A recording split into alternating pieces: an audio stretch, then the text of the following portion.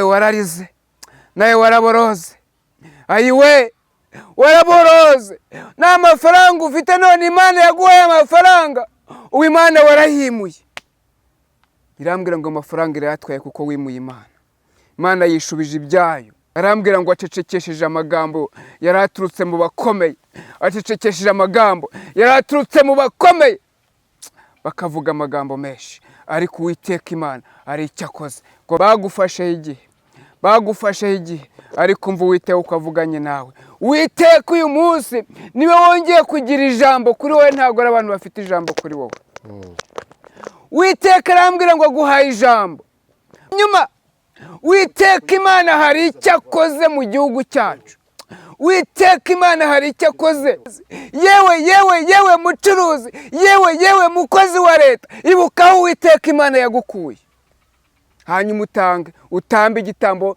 cyishimwe ushimira Imana niba udashimiye Imana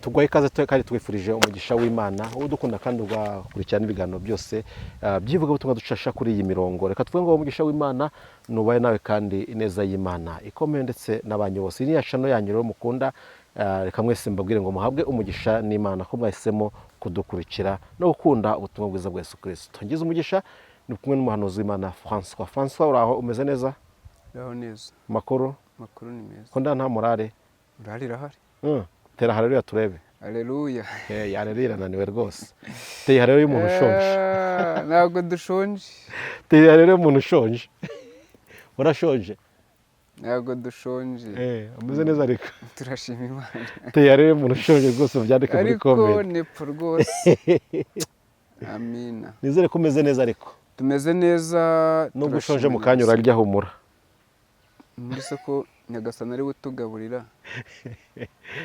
reka tugusabe kandi usuhuze abaduteze amatwi turabashuje mwese bahabwe umugisha n'Imana umugisha w'Imana ukomeze ubabeho ariko ubuntu bw'Imana bubomeho iminsi yose yego ibyo ubifurije nawe bikubeho mu izina rya Yesu Kristo François ntago nshaka gutinda uyu munsi ndabizi ko ufite ubutumwa ndabizi ko ufite message Imana yaguhaye ahubwo senga Imana utugezeho icyumwuka bwira amatorero mu gihe nk'iki ngiki karibu turagushimye Mana uri mwiza kandi ubera hose icyarimwe tugushimiye ko warinze François ukarinda na Nepo ukarinda n'abagiye kudukurikira bose ishimwe n'icyubahiro n'ibyawe hanyuma buri muntu umwe wese wabashije kurinda akaba ari imbere yawe turakwinginze ngo numwemerere nawe wumve gutaka kwiwe kuko ibiruhije ni byinshi intambara ni nyinshi ibiteye ubwoba ni byinshi ariko mwami mwiza ibyo byose umwemerere wumve gutaka kwiwe hanyuma umurengere mu gihe nk'iki ngiki ariko duhagaritse imbaraga mbi z'umwanzi ibitero bya Satani nubwo yahagurutse nubwo avuze induru nubwo yibasiye abana bawe nubwo yageze mu bakozi no mu bakozi akageramo nabo akabibasira ariko habe nk'Imana ubikore nk'Imana ubigenze neza nk'Imana kandi ubikorere kwiyubahisha ariko twemerere tukwinginge urebe abarwayi aho bari hose ubakize mu izina rya Yesu hari abarwaye ku mubiri hari n'abarwaye kuri roho abo bose ubiteho kandi bakizwa nawe mu izina rya Yesu urakoze uko ubyumvise tubisabye mu izina rya Yesu amen Imana ibaho umugisha hanyuma ntabwo nshaka gutinda ariko reka nsuhuze abantu bari mu gihugu cyacu ndabahobeye cyane abanyumva mwese ururimi mvuga ndabahobeye kandi Uwiteka Imana akomeze abiteho reka twinjire mu ijambo tubone kuza gukomeza n'ubutumwa bwacu uradusomera Samweli wa 2 igice cyawe cya 6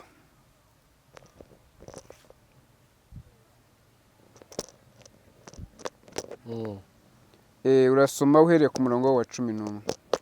Samweli wa kabiri ibice 6 umurongo wa 11 tugeze kwa kangahe? Ndakubwira. Imara mu nzu ya Obededomu w'umuyagati, imara mu nzu ya Obededomu w'umunyagati amezi 3, kandi Uwiteka aha umugisha Obededomu n'abo mu rugo rwe bose. Bukeye babwira umwami Dawidi bati, Uwiteka yahaye umugisha Obededomu n'urugo rwe n'ibyo afite byose kubw'isanduku y'Imana. Dawidi ahera ko arahaguruka ajya gukura isanduku y'Imana kwa Obededomu, ayicyura mu rurembo rwa Dawidi yishima. Nuko byagenze bitya, abahetse isanduku y'Uwiteka batambutse intambwe 6, ahatambira imfizi y'ikimasa cy'umushishe. Maze Dawidi yiyereka imbere y'Uwiteka aca ikibungo, kandi yari yambaye efodi y'igitare. Dawidi n'umuryango wa Isiraheli wose bazamura isanduku y'Uwiteka, biyamirira bavuza amakondera, bakinjiza isanduku y'Uwiteka mu rurembo rwa Dawidi. Mikali mwene Sawuli arungurukira mu idirishya, abona umwami Dawidi ataraka ahamiriza imbere y'Uwiteka, amugayira mu mutima. Nuko binjiza isanduku y'Uwiteka, bayishyira mu gitereko cyayo hagati mu ihema Dawidi yari yarayihambiye. Dawidi ahera ko atambira imbere y'Uwiteka ibitambo byoswa n'ibyishimwe yuko bari amahoro. Dawidi amaze gutamba igitambo cyoswa n'igitambo cy'ishimwe yuko bari amahoro, asabira abantu umugisha mu izina ry'Uwiteka Nyiringabo, maze agaburira abantu bose b'umutwe wose wa Isiraheli, abagabo n'abagore. Umuntu wese amuha irobe ry'umutsima n'umugabane w'inyama n'umubumbe n'inzabibu zumye. Hanyuma abantu bose barataha, umuntu wese agiwe. Mwakireze ijambo ry'Imana. Akire ijambo ry'Imana. Imana iguha umugisha kubw'ijambo udusomeye, ariko uramfasha noneho usubiremo ku murongo, tugende tugendana buhoro buhoro. Hanyuma buri wese atege amatwi kandi yumve icyo Uwiteka Imana agambiriye kuvuga. Yego. Imara mu nzu ya Obededomu w'umunyagati amezi 3. Imara mu nzu ya Obededomu w'umwagadi amezi 3. Ni isanduku y'isezerano ry'Imana yahamaze amezi 3. Kandi Uwiteka aha umugisha Obededomu n'abo mu rugo rwe bose. Kandi Uwiteka Imana aha umugisha Obededomu abo mu rugo rwe bose. Bukeye babwira umwami Dawidi bati, bukeye bwaho inkuru ziragenda zigera ku mwami Dawidi, ziramubwira ngo, Uwiteka yahaye umugisha Obededomu n'urugo rwe n'ibyo afite byose kubw'isanduku y'Imana. Uwiteka yahaye umugisha Obededomu ndetse awuha n'urugo rwe kubwo afite, kuko afite isanduku y'isezerano ry'Imana mu rugo rwe. Dawidi ahera ko arahaguruka ajya gukura isanduku y'Imana kwa Obededomu, ayicyura mu rurembo rwa Dawidi yishima. Hanyuma Dawidi akimara kumva izo nkuru, arahaguruka ajya kwa Obededomu, ajya gukurayo isanduku y'isezerano ry'Uwiteka yari ihari. Ariko mbere y'uko isanduku y'isezerano igera kuri Obededomu, twibuke neza ko Dawidi yaragiye kuyigarura mu murwa, ayigaruye mu nzu yayo. Ageze mu nzira, bageze hafi yo kwa Obededomu, umwe mu bari bahetse iyo sanduku ashaka kuyiramira kubera ko bari batsikiye. Uwiteka Imana amutsinda aho hantu. Icyo Imana yari igambiriye kwari ukugira ngo ukize Obededomu. Nawe uyu munsi ndashaka gutangariza neza ko we wakoze ibyo gukiranuka, we wahagaze mu mwanya neza, we na n'ubu ukibihaga, we mukristo, wowe mushumba, wowe muririmbyi, wowe mudiyakoni ugihagaze neza. Isanduku y'isezerano ry'Imana uyu munsi irataha iwawe. Nawe Uwiteka aje kwicara iwawe mu rugo iwawe, nawe Uwiteka aje kubana nawe. Hanyuma wongere ubone imbaraga z'Imana, wongere ubone ububasha bw'Imana. Bishoboka ko uyu munsi wari uburaye, bishoboka ko uyu munsi utari ugifite icyo urya ndetse no kwambara byari byanze, bishoboka ko uyu munsi urwaye, bishoboka ko uyu munsi ndetse n'ubukode wabubuze, cyangwa se ukaba ugiye guterezwa cyamunara. Ariko umva uko Uwiteka avuze. Uwiteka Imana amanuwe no kugutabara, Uwiteka Imana amanuwe no kukurengera, amanuwe no guca ku gasuzuguro, Uwiteka amanuwe no kugongera kwihesha icyubahiro mu buzima bwawe bwa misi yose. Baragusuzuguye, bagufasheho igihe, ariko umva Uwiteka uko avuganye nawe. Uwiteka uyu munsi niwe wongeye kugira ijambo kuri wowe, ntabwo ari abantu bafite ijambo kuri wowe. Uwiteka arambwira ngo aguhaye ijambo. Bari bagiye gutereza cyamunara, ariko arambwiye ngo arahagaze. Uwiteka Imana arahagaze, Uwiteka Imana arahagaze, aje kukurengera. Ariko ngo kwa Abidodomu uyu nguyu yari umukene wo kubabarirwa. Tujya tuvuga ngo nturiya ni umutindi wo kubabarirwa, ariko iyo Uwiteka Imana yaje ibyo birarangira. Sanduku y'isezerano yageze iwawe Abidodomu. Iyo sanduku igeze kwa Abidodomu, abajya gutura umwami bajya gutura Abidodomu. Abidodomu uwo munsi ararya, Abidodomu uwo munsi arambara, abana be barambara. Ayiwe, iyo sanduku y'isezerano yageze mu rugo iwawe, abana bariga bagatsinda. Nawe uyu munsi hari icyo Imana ije gukora mu bana bawe. Nawe uyu munsi hari icyo Imana ije gukora mu mirima yawe ndetse no mu matungo yawe. Ayiwe, mu bigega iwawe Imana hari icyo ije gukora, kuko ari inyembaraga, kuko iri inyabushobozi, kuko ari Imana, ari Imana, ntabwo ari Bayali. Ni Imana ivuga bikaba, yategeka bigakomera. Ni Imana ikora buri kimwe cyose kandi ikagikorera mu gihe cyacyo. Nawe igihe cyawe cyo gutabarwa kirageze, nshuti y'umusaraba. Nawe igihe cyawe cyo kubona ukuboko kw'Imana kirageze. Ugiye kubona ubona ineza y'Imana.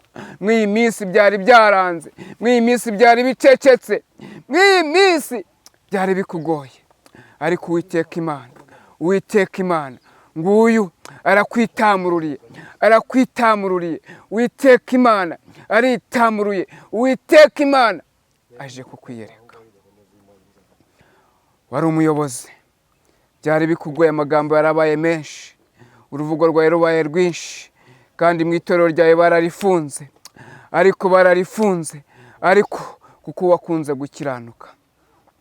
Muri byavuga ko wakunze gukiranuka, ngo icyo nicyo nanjye nzagukiriza. We wakunze gukiranuka, nicyo Uwiteka aje kugukiriza. Abidodomu yarakiranutse, akiranuka ku gato no ku kanini. Abidodomu arakiranuka, hanyuma Uwiteka areba gukiranuka kwe. Uwiteka arabikora. Nanjye Uwiteka arambwira ngo nkubwire ngo aje kubikora iwawe, aje kubikora, kuko ari Imana y'inyembaraga, kuko ari Imana y'inyabushobozi. Hanyuma Uwiteka Imana hari icyo akoze mu gihugu cyacu. Uwiteka Imana hari icyo akoze mu gihugu, hari icyo akoze ku bayobozi, hari icyo akoze ku nzego z'umutekano, hari icyo akoze ku Uwiteka Imana. Arambwira ngo acecekesheje amagambo yari aturutse mu bakomeye, bakavuga amagambo menshi, ariko Uwiteka Imana hari icyo akoze. Komeza. Nuko byagenze bitya, abahitse isanduku y'Uwiteka batambutse intambwe 6, ahatambira imfizi y'ikimasa cy'umushishi. Ngo nuko nguko byagenze, ngo abahetse isanduku y'isezerano ry'Uwiteka Imana bagenze intambwe 6, Dawudi ahabagira imfizi, atambira igitambo Uwiteka. Kubera yuko hari icyo Uwiteka yari yibutse, Uwiteka yarakoze. Dawidi yibuka ukuntu Uwiteka Imana yamukuye ikamutoranya mu ishyamba aho yari ari, hanyuma ikamwimikira kuba umwami. Yibuka ukuntu yamurinze Sawuli agiye kumwica, yibuka ukuntu yarwanaga n'intare, yibuka ukuntu yafataga idubu, hanyuma uwo munsi atambira igitambo cy'Uwiteka cyishimwe. atambira abisirayeli bose igitambo cy'ishimwe. Komeza. Maze Dawudi amaze gutamba icyo gitambo cy'ishimwe yiyereka imbere y'Uwiteka aca ikibungo. kandi yari yambaye efodi y'igitare. Umwambaro w'ubutambyi. Dawidi n'umuryango wa Isirayeli wose bazamura isanduku y'Uwiteka biyamirira bavuza impundu. Dawudi n'umuryango wose wa Isirayeli bazamura isanduku y'isezerano ry'Uwiteka biyamirira kandi bavuza impundu. Ndetse n'amakondera barayavuzaga, ndetse n'inanga barazicurangaga nk'uko Dawudi yajyaga acuranga. Bakinjiza isanduku y'Uwiteka mu rurembo rwa Dawidi.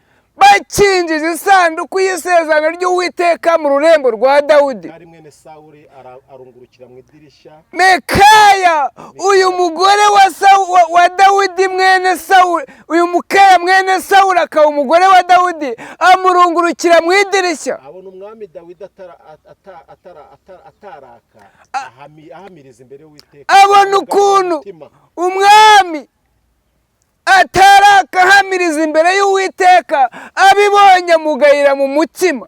Ari kumva icyo Uwiteka yakoze, arangije Uwiteka aramuvuma. Imana irambwira ngo abantu bose basuzuguye abakozi b'Imana ngo Uwiteka arabavuma. Abantu bose birengagije gukora ibyo gukiranuka, waba wari umutambyi, waba wari umwigishwa, ukaba warirengagije imirimo y'Uwiteka, Uwiteka Imana nawe arakuvumye.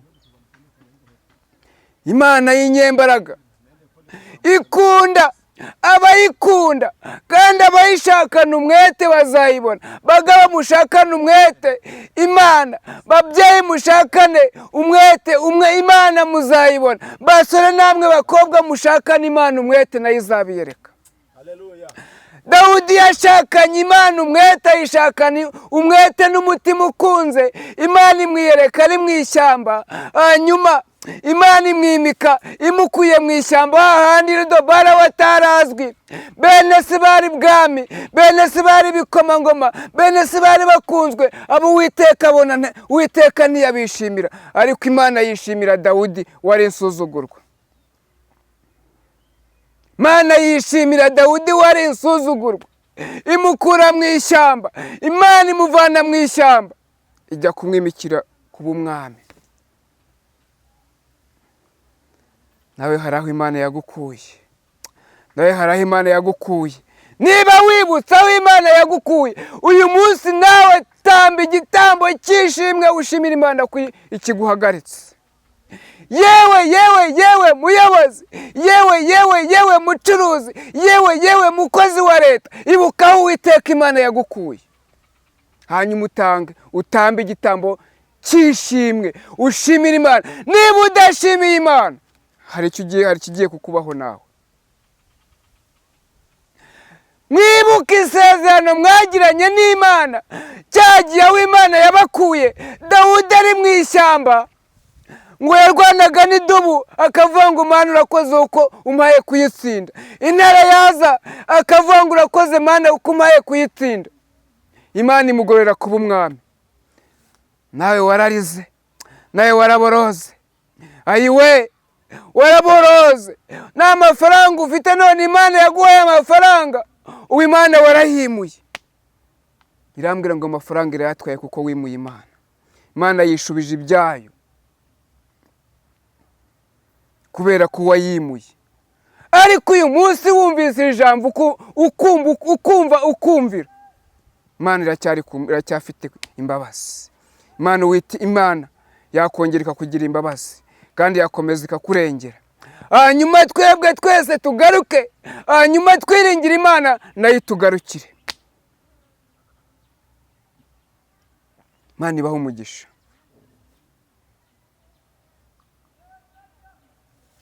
Turebere ivugurura amategeko igice cya 8.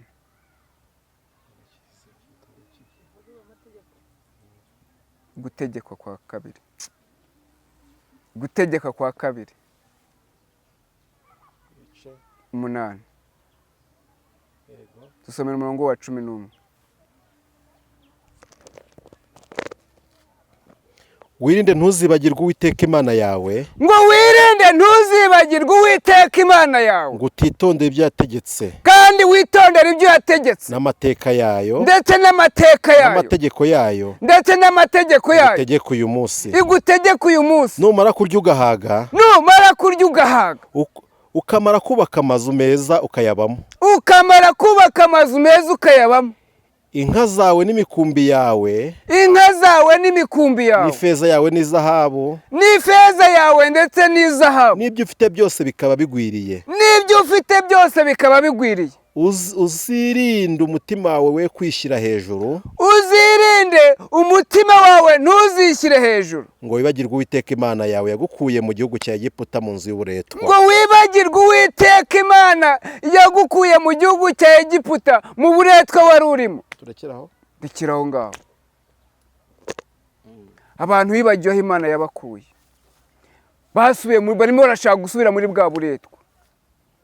Mana irambwira ngo hari abo yahaye akazi, uyu munsi wa none bayibagiye ko yabahaye akazi. Irambwira ngo ije kunyura muri ako kazi. Mana irambwira ngo hari abo yagiriye neza, none uyu munsi ntibakibyibuka, ariko kandi ngo mwariye ku byiza, none mwirengagije yabibahaye. Irambwira ngo ibashubije muri bwa buretwa, ibashubijwe muri bwa buretwa kuko mwanze, mwibagiwe aho Uwiteka yabakuye mukamutera umugongo, mukisubirira pfiriya mu Egiputa. Mwanze kuguma mu nzu y'Imana, mwagaguma mu bushake bw'Imana. Abandi bahagaze mu muryango babuza abinjira, babuza n'abasohoka gusohoka. Aba ngaba irambwira ngo ije kubasora kandi bajugunye kure pfiriya, kubera yuko mwabuje abantu kwinjira, mubuza n'abasohoka gusohoka. Mwageze mu maryango murabamba, kandi mwatangiye murira muvuga ngo Mana wadukuye mu buretwa, Mana wadukuye mu aka gatuna mbwene, Mana wadukuye mu bushomeri, Mana wadukuye mu inzara. Imana irabikora. Imaze kubikora, none mwarayimuye, ariko Uwiteka Imana arambwira ngo aragarutse, abagarutseho kandi abatinzeho, kandi hari icyo akoze. Irambwira ngo inyuze mu ibyo byose, mwibwira ko ari bibahesheje amahoro, mbwira bihushye. Mwakira ijambo ry'Imana. Nashoje. Imana iguhe umugisha ku butumwa utambukije. Nta nicyo turenza ku butumwa, icyo twumvishe yuko nuko Imana igiye kutugira neza, icyo twumvishe nuko tutagomba kwibagirwa Uwiteka Imana, tuyibagishisha ibyo yadukoreye. Francois, Imana iguhe umugisha. Yego, nawe iguhe umugisha. Uretse ku Ishimwe ry'Imana TV, umuntu yagusanga hehe handi? Kuri 0788 24 79 09. Senga Imana. Turagushimye Imana uko wakomeje kubana natwe, ndetse ukaba wanatwemereye tukakubera igikoresho ukivugira. Hanyuma rero umuntu wese wumvise iri jambo, umuntu wese wumvise ubutumwa, akugirireho umugisha, kandi abo kwihana ubahe kwihana, kandi abo kubabarira ubababarire. Mu izina rya Yesu rero, ibiduhiga ubihige, ibiturwanya ubirwanye, ibidutera ubitere, ibitakuvuga byose ubicecekeshe mu izina rya Yesu. Amen. Uhezagirwa, arahezagiwe. Nawe uheza.